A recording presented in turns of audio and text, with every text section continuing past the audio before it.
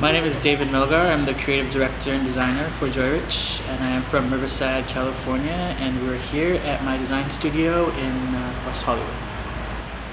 The spark that sort of let me know that I was going to be in the fashion industry, I was always a creative kid. I never really sought to be a fashion designer, or I was just an artistic kid, and I was very much into music, fashion, art, and it just so happened that, while in college I studied graphic design, and it just sort of led into that. But a really fun fact was I actually went to college for psychology. So my minor was graphic design, just to sort of stay on the safe side. But I don't know, I've always saw myself more as a rebel than the weird kid. So I kind of knew that psychology and sort of being a counselor wasn't something I wanted to do. So I kind of pushed myself and made the artistic side sort of happen for myself. So yeah, I did that. Sorry, Dad.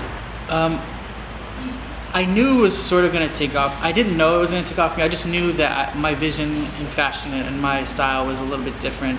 And I never thought of it as being like, okay, I have to make it or I have to do this. It was just sort of something that I had a really weird style, and I knew that there had to have been somebody out there or some sort of group of people that got it.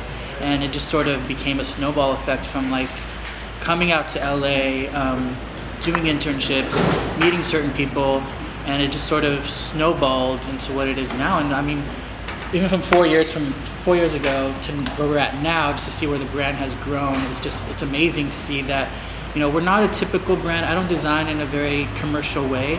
And even to see celebrities like Chris Brown, Rihanna, Wiz Khalifa all come through this office and are happy about what we do and are happy about to wear the stuff that we do, it's amazing, So I mean, I never thought of it as being like, okay, I have to do this by this age.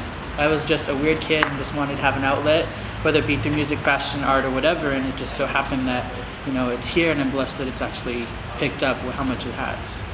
The importance of originality to me, there's a lot of definitions for it, I feel. I mean, every person has their idea of like, I'm the most original designer in the world and nobody's going to design like me. And for me, the way I design is I like to take parody on a lot of different stuff. I like to kind of mix vintage and pop art and pop icons and just kind of make this thing where it's like kind of making fun of society and kind of making fun of the fact that, you don't have to be rich to feel like you're in style. You don't have to have money to be in style. So my thing is like, yeah, originality is cool and everything, but it's just that quirkiness of just taking certain things and flipping it and making it your own that I think is what we kind of do here.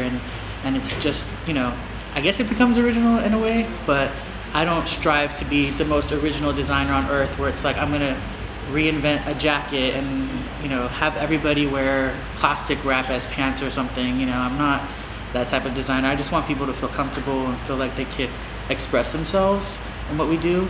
And whether it's through casual clothes, whether it's through print or whatever the case is, that's what I'm going to create. I'm not going to try to reinvent a pant or reinvent a jacket, because to me it's like, there's only so many places you can actually wear that. But as long as you feel comfortable and sort of have a piece that you're able to express yourself in, I think that's all that really matters. So I don't know, originality could be cool, originality could suck. I don't know how to describe it. Just be you at the end of the day. Right. And I guess it's weird. It's different if it's in like different realms. Like in music, obviously, it's like you want to have that song or whatever that's going to stand out and make it different from the last song. And I think it's that sort of like math kind of applies to fashion, but not really, because it's like the same thing told every season. Right. So, right. Yeah.